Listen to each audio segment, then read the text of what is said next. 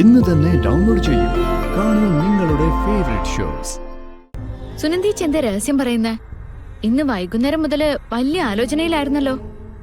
ഞങ്ങള് പറഞ്ഞോണ്ടിരുന്നത് നിന്റെ കാര്യം തന്നെയാ മോളെ. എന്ത് കാര്യാ? സ്വന്തം മോൾക്ക് പകരം നവീന്റെ താലി കഴുത്തിൽ ഏറ്റുവാങ്ങണമെന്ന് സിത്താര മേഡം പറഞ്ഞില്ലേ?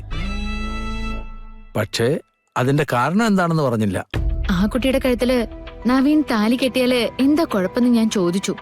പണം വാങ്ങുന്നവര് അതൊന്നും അറിയണ്ടെന്ന് അവര് മറുപടിയും പറഞ്ഞു.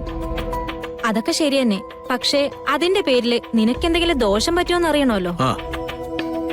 കല്യാണത്തിന്റെയും താലികെട്ടിന്റെയൊക്കെ കാര്യം പറയുമ്പോ സിത്താര മാഡം എന്തോ രഹസ്യം സൂക്ഷിക്കുന്നുണ്ട്.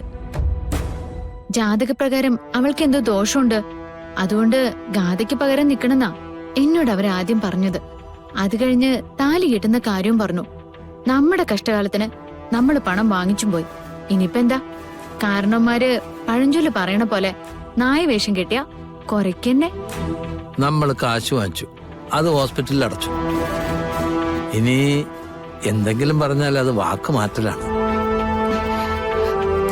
പക്ഷേ ഈ ജാതകദോഷം എന്ന് പറയുന്നതേ അതെന്താണെന്ന് നമുക്ക് ചോദിച്ചേ പറ്റൂ. നിന്റെ ജീവൻ എന്തെങ്കിലും ആപത്തുണ്ടെങ്കിലോ? അമ്മയുടെ ജീവൻ തിരിച്ചു കിട്ടിയെങ്കില് എന്റെ ജീവൻ അങ്ങ് പൊക്കോട്ടെ. ഒന്നും മിണ്ടാതിരുന്നേ. അങ്ങനെ ഒരാളെ ഇല്ലാതാക്കിയിട്ടാണോ വേറൊരാളുടെ കാര്യം നടത്തുന്നേ?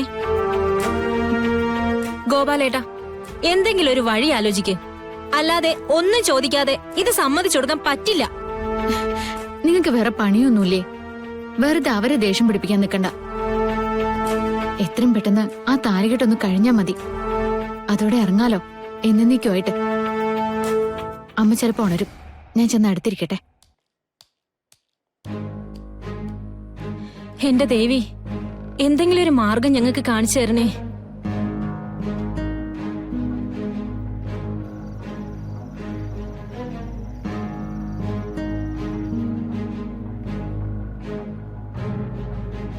എന്താ അവരിങ്ങനെ പെട്ടെന്നൊരു തീരുമാനം എടുത്തെന്നറിയില്ല.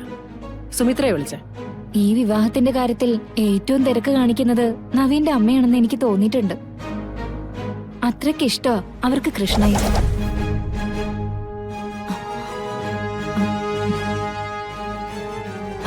അല്ല, ഗാഥ മാഡത്തെ. Sorry ma'am. ഗാഥമോളുടെ മുമ്പിൽ വെച്ച് ഇങ്ങനെയുള്ള അബദ്ധങ്ങൾ പറയാനായിട്ട് നിൽക്കണ്ട. മോളുടെ ജാതകം എടുത്തു വെക്കണം. രാവിലെ തന്നെ ഇവിടെ എത്തണമെന്നാ പറഞ്ഞിരിക്കുന്നത്. ഇനി അവിടെ മുഹൂർത്തം കുറിക്കുന്ന സമയത്ത് ഇവിടെ എന്തെങ്കിലും അശുഭ ലക്ഷണങ്ങൾ കാണുന്നുണ്ടോന്ന് സിനി ഒന്ന് നോക്കി വെക്കണം. ശരി മാം. ജോത്സ്യൻ ചിലപ്പോ ശാപസംബന്ധമായ കാര്യങ്ങൾ എന്തെങ്കിലും പറയും. അത് നേരിട്ട് കേൾക്കാൻ തന്നെ ഞാൻ പോകുന്നത്. ഗാഥ മാഡത്തിന്റെ അടുത്ത് ഇപ്പൊ പറയണോ? വേണ്ട വേണ്ട, ഞാൻ പറഞ്ഞോളാം.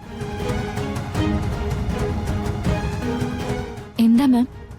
ദിവസവും മുഹൂർത്തവും ഒക്കെ അടുക്കും തോറും മനസ്സിൽ വല്ലാത്ത ടെൻഷൻ കൂടിക്കൂടി വരിക.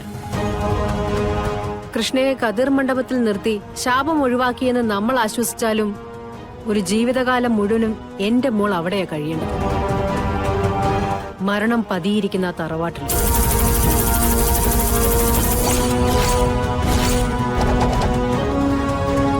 മാം വിഷമിക്കാതിരിക്കെ. എല്ലാ കാര്യവും നമ്മൾ ചെയ്യുന്നുണ്ടല്ലോ. എത്ര വലിയ കരുതലിനും ഒരമ്മയുടെ മനസ്സിലെ സമ്മർദ്ദത്തിനെ അതിജീവിക്കാനായിട്ട് പറ്റില്ല സിനി. എന്റെ മോളും അവൾക്ക് വേണ്ടി കൂട്ടിവെച്ച സ്വപ്നങ്ങളും മാത്രമേ എനിക്കുള്ളൂ.